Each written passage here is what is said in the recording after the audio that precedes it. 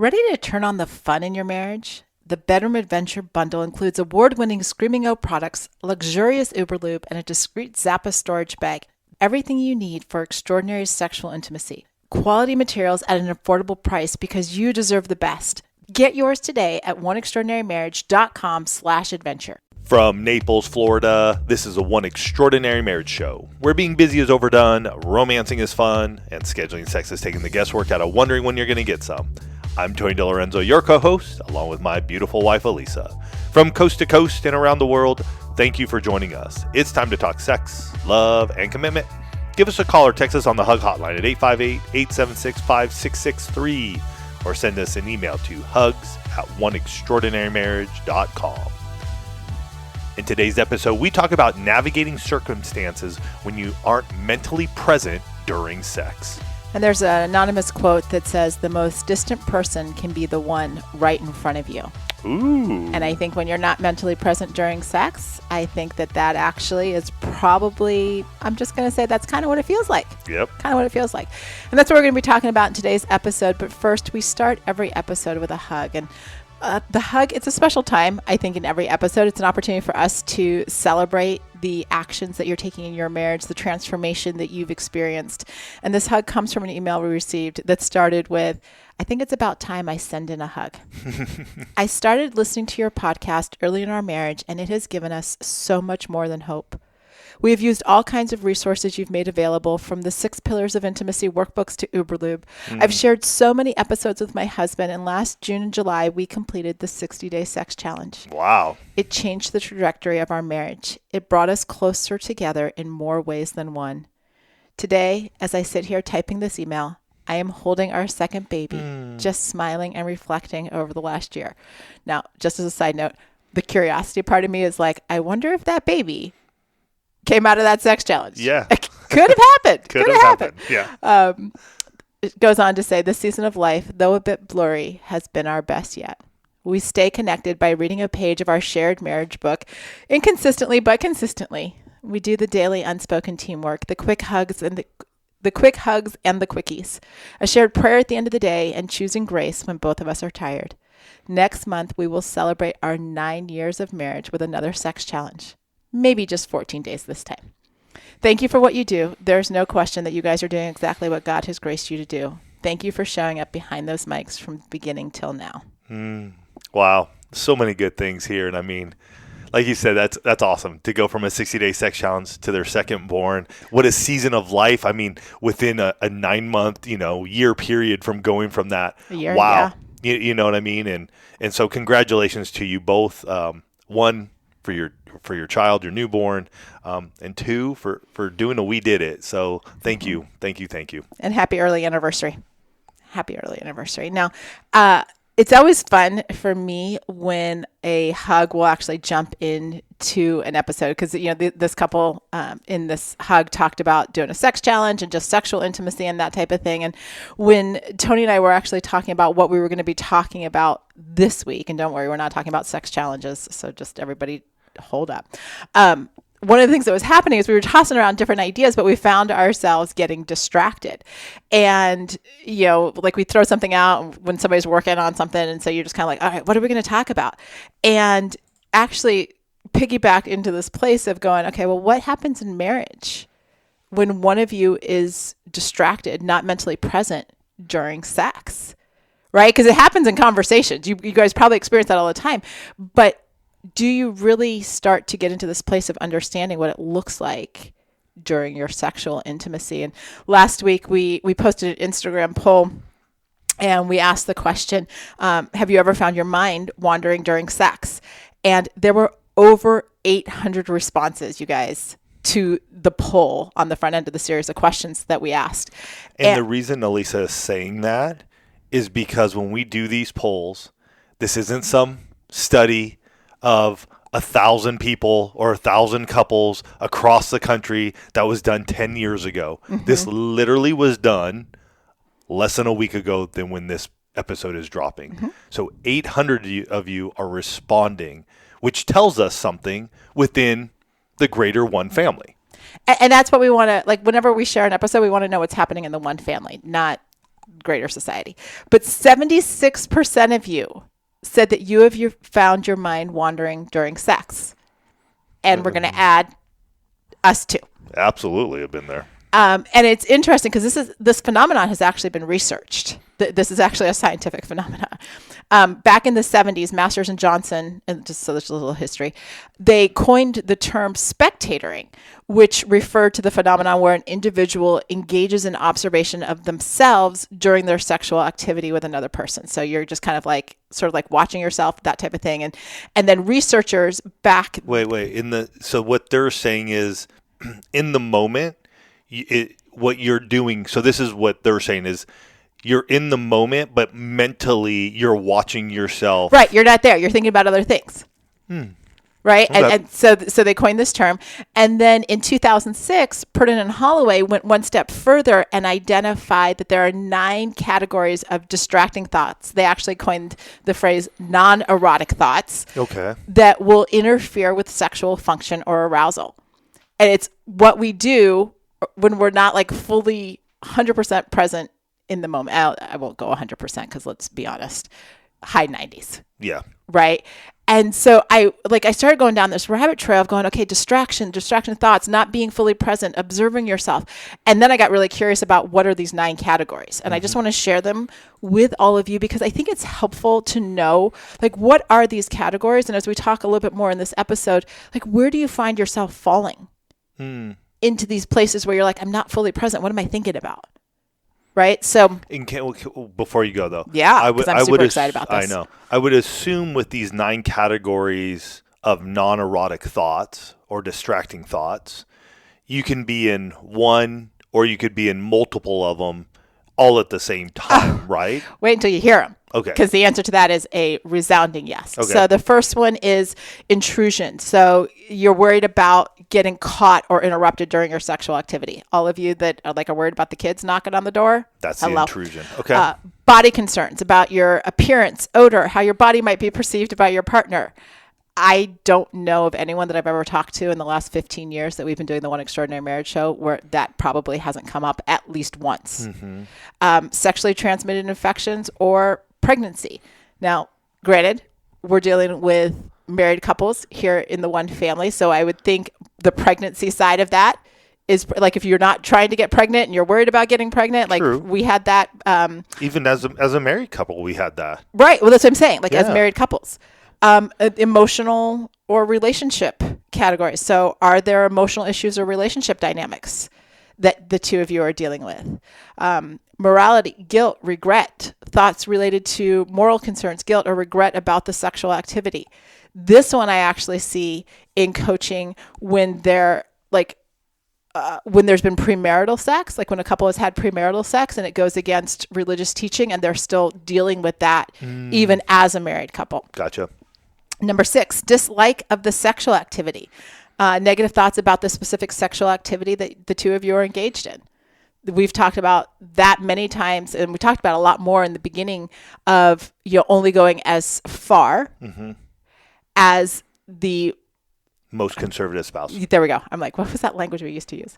Yep. Distracting thoughts, general thoughts unrelated to the sexual activity, such as work or school. That would be like your to-do list. Absolutely. Yeah. Thoughts of others, concerns about the thoughts or perceptions of others, including your spouse. Again, this might be body image. It might be other things that you're wrestling with. Performance, number 9. Thoughts about sexual performance, such as concerns about pleasing one's partner, achieving orgasm, or lasting long enough. And the mind is powerful. So, and I'm just saying when it comes to number 9, that performance one, for me as a husband and as a man, having dealt with that myself, it's wild how fast you can go from an erection to those thoughts popping in of, am I going to last? Am I going to be able to maintain an erection to going flaccid? So I'm so glad you said that because the researchers, Purdon and Holloway, actually found that for men, performance tends to be like kind of their number one, like where they can get in there 9. Of the 9. Okay. And as you probably, even just as I was describing them, did you because you asked the question right before I did that, can you have more than one going on at the same time? Can you answer that question? Like as you heard that list, can you envision times when there's more than one? Oh yeah. I think intrusion. I think that when the children were younger, I think that was more of a concern. It's like, oh heck yes, you know what I mean. So that would come into your mind and just be like, okay, like stay focused, but you're just always waiting for that door to knock. Body concerns. I think there were times in my life, in our years of marriage, sexually transmitted infections or not that, but pregnancy. Pregnancy has been, there have definitely been times when the pregnancy one. Yeah. Well, so. I mean, I'm just going down the list here, emotional relationship, thoughts about emotional issues yeah. I mean, gosh, I look down all of these, and I think at some point in time over the course of our 28 years of marriage, these thoughts have come into my mind, and I would say even multiple have come into my mind at times. And it's very interesting because and I'll just say right now is that happening now, Tony? And I would say no. Like for the most part, when we are sexually intimate, I am focused. It's not to say that it's a never. I'm just saying for the most part, I can focus in on Elisa, let all the distractions and focus on her. And yet, maybe just 3 months ago, that wasn't the case, or 4 months ago or so, that wasn't the case. And I had more like the distracting thoughts. I think it was still the move, things happening, and I'm like, these thoughts would just pop in my head, and I'm like, honestly, like having oral sex, like just going down on Elisa, we're just doing our thing, and then all of a sudden I'd have this distracting thought, and I'm like, stay focused, dude. Right. Like, and I could feel myself go from having an erection. For me, physically, as a man, that's where I know when thoughts are coming in that are distracting me is when I go from erection to flaccid, or somewhere in between. Like there are points when you're not like completely flaccid, but you're sort of like, but your erection has the quality softened. of your yeah, and it's like, dude, get back into the game. Well, and so I shared just a few minutes ago from a performance standpoint, that is generally where men. Okay. And so you can see where those distracting thoughts, not being mentally present, can definitely impact the sexual encounter, right? For women, a lot of times it's body image, and all of the kind of like those general category of distracting thoughts or the to-do list. And it was really interesting because we asked all of you, again, I'm so glad the guys, Purdon and Holloway did the study back in 2006, but it's 2025. And we want to know, hey, what are your distracting thoughts? And so we asked the question, like, what thoughts most often distract you during sexual intimacy? And here's what the one family had to say. Do I smell? What happened today? Can he see my weird stomach? Is he bored? Enjoying it? I think it's taking too long to relax. Overthinking my performance and getting in my head. Body concerns, stress about money, the to-do list, work performance, the kids. Does she actually like this, or is she just doing it? I should be thinking about the moment, and I'm not. I should last longer. We're doing the same thing again. And I'm sure even sharing that list with you, that there are some on there that you're like, oh my gosh, that's me. Because I can tell you, I pulled all those comments, and there were many more. Obviously, this is like a half-hour show. We can't put every single comment. But I found myself in a lot of those. And then there were even some that probably didn't make that list that I just shared with all of you, that you're thinking, oh, this is my distracting thought. This is my non-erotic thought. And I actually love that phrase, non-erotic thought, that term, because I think it helps us to, as couples, as individuals, to actually identify like, oh, I can have my erotic thoughts, but every once in a while, like there could be those non-erotic thoughts. And what do I do with them? Right? Because we can get into this place where having those thoughts starts to move us into more anxiety, more guilt, and maybe even shame that you're not fully present with your spouse, which then you get into, Tony said it a couple minutes ago, where he's like, the mind is a powerful thing.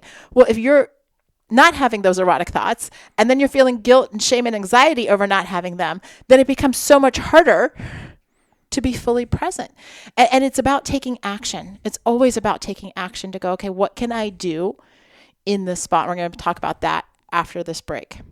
This episode of the One Extraordinary Marriage Show is brought to you by Alloy Women's Health. You've heard me talk about the fact that menopause shouldn't suck, but problems like sleeping, hot flashes, brain fog, weight gain, and decreased libido can hit us wives pretty hard. That's why I'm excited to share Alloy with you. Alloy can help you thrive during menopause and midlife, offering safe, science-backed treatments for your hormonal symptoms, as well as skin, hair, and sexual wellness treatments. I've personally used Alloy's estradiol vaginal cream, patch, and progesterone.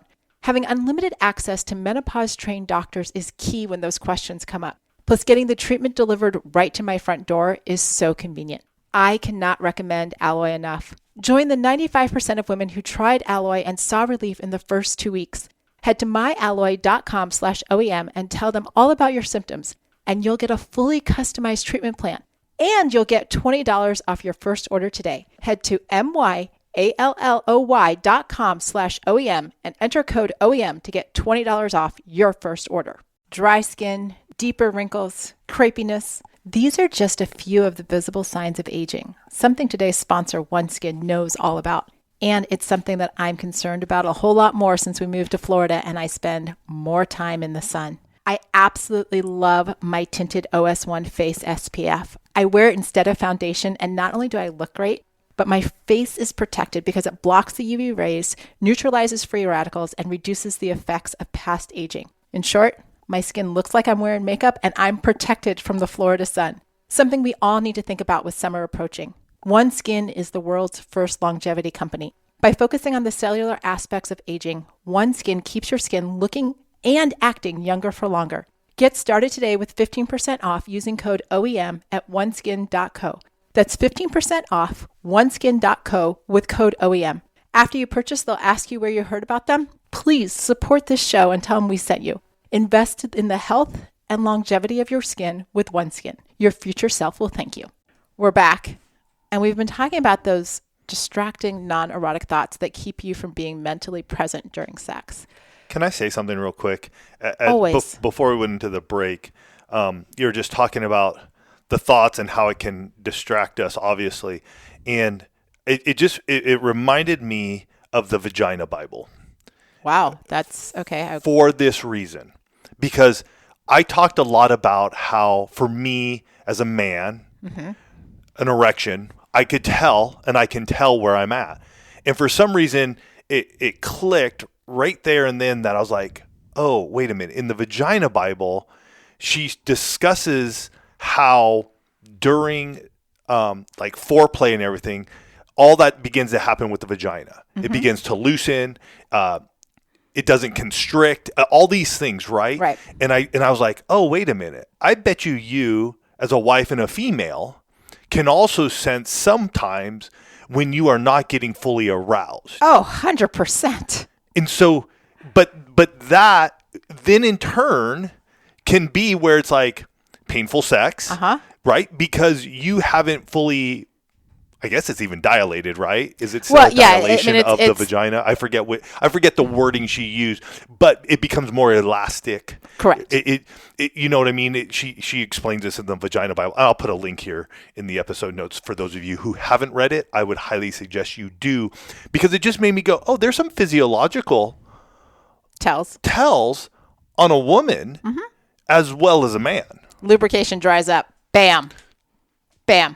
Really? Like if the thought, well, for me, okay. I mean, I'm not making a broad statement as you're discussing this, but I know that if I start to get distracted and I'm thinking about other things, that my natural lubrication starts to diminish. The body's like, okay, like you don't really want to do this, so we're not going to.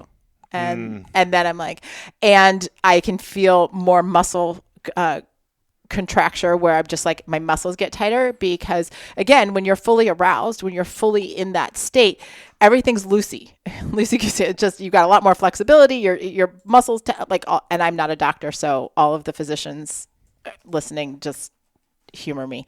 I just know my body is way more relaxed and way more flexible when I'm fully aroused. Distracting thought comes in, non-erotic thought comes in, and my whole body starts to go, okay, we're just going to tighten up now. Okay. So. It just came to mind, and again, just it's not bad. It's just an understanding, like, oh wow, like Elisa's going through this as well, and there is a physiological reaction Yeah. to this, Yeah. right? I mean, I say it a lot to my coaching clients, like your body tells what's going on. Your body tells if you're fully present. You may not say, you may think, and on both sides, you may think you're faking it and going along really well, but if the two of you are having sex regularly, your spouse is likely going to know when you're a little distracted. But getting into this place, like, let's not just stay in this place of, okay, I've got these non-erotic thoughts, I'm being distracted, but like, what do you do? Right. And I love taking a series of questions to the one family, because it's not just, hey, has this happened to you? It's not just, hey, what are those thoughts? But we also ask the question, well, what's helped you stay focused? And this is so amazing. Like, make eye contact.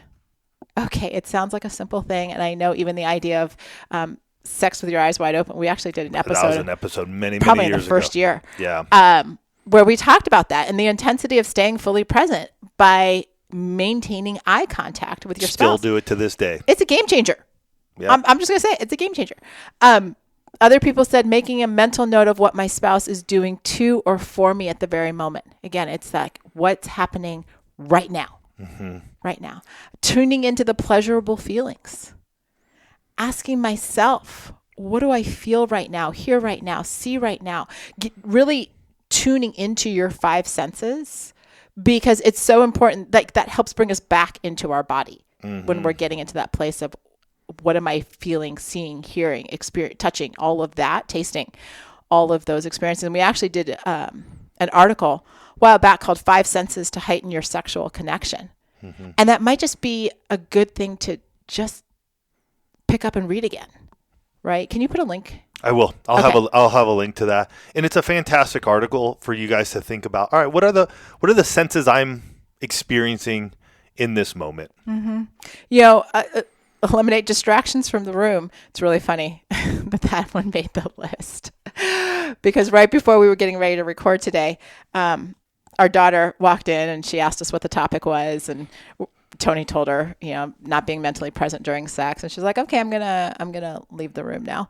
And with that, we were just kind of riffing on different distractions, right? And how you might not be mentally present during sex, and so Tony just lets this little one slide. He's like, yeah, clothes around the bedroom.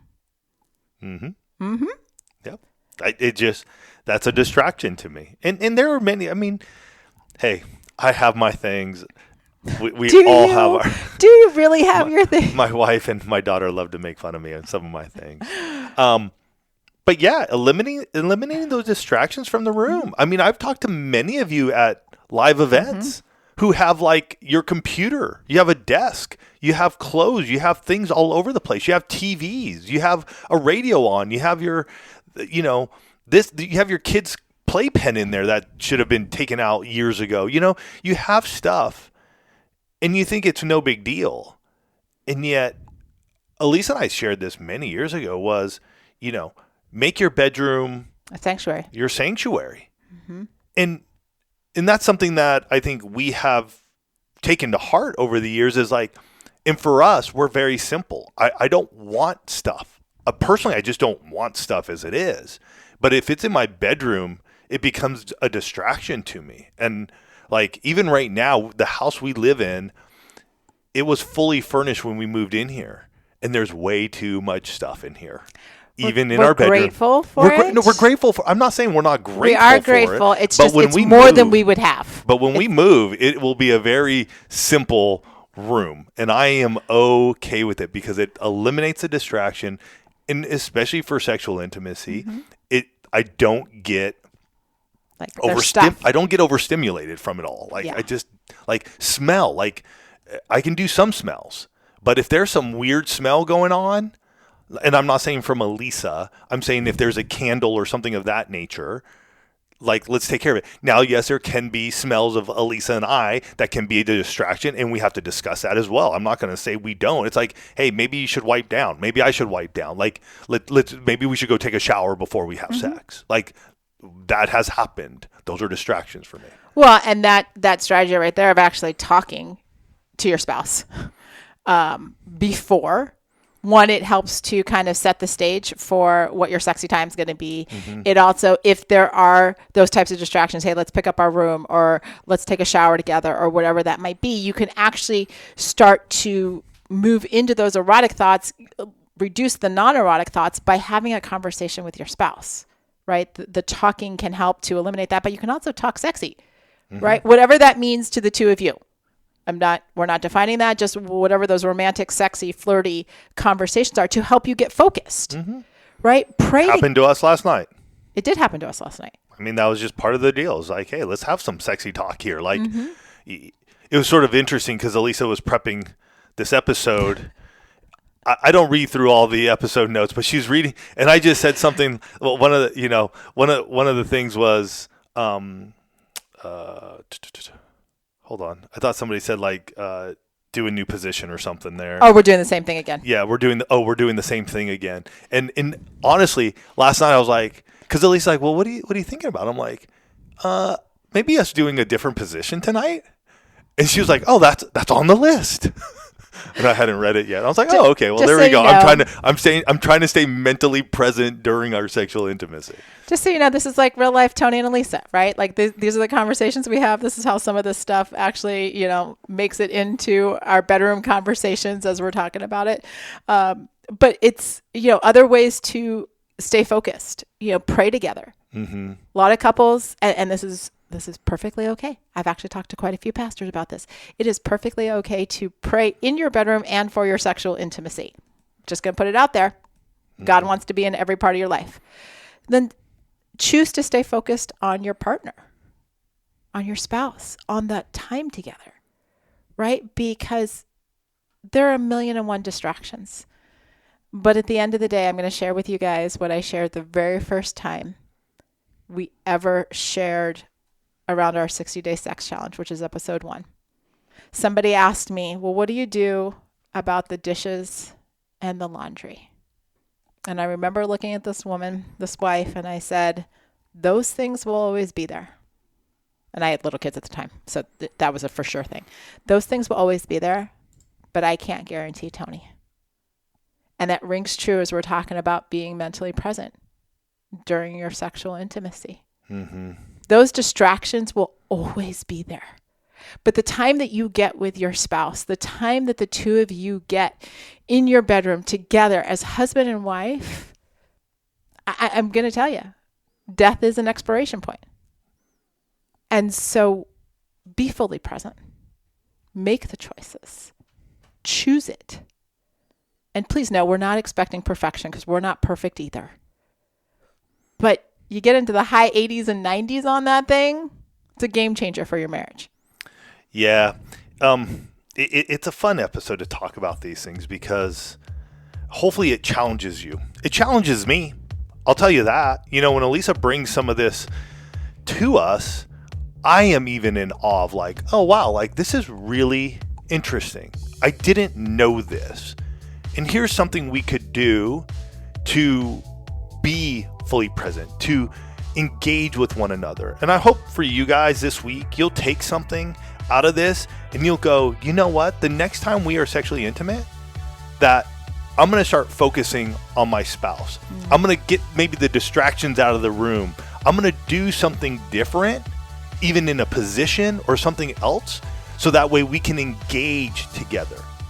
And if you're interested, we'd love to have you join us in Intimacy Mastery. We have new positions in there. We have monthly live workshops where we're talking about this stuff with one another. We have guides to help you stay focused. So jump on in. Go to intimacymastery.com. You guys have yourselves a fantastic week.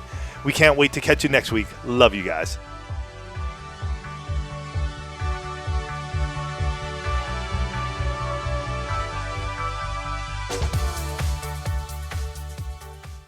Thank you for listening to the One Extraordinary Marriage Show. If you love this podcast, please leave a review on Apple, Spotify, or wherever you are listening. Your review helps others find the show and know that it's the right fit for them and their marriage.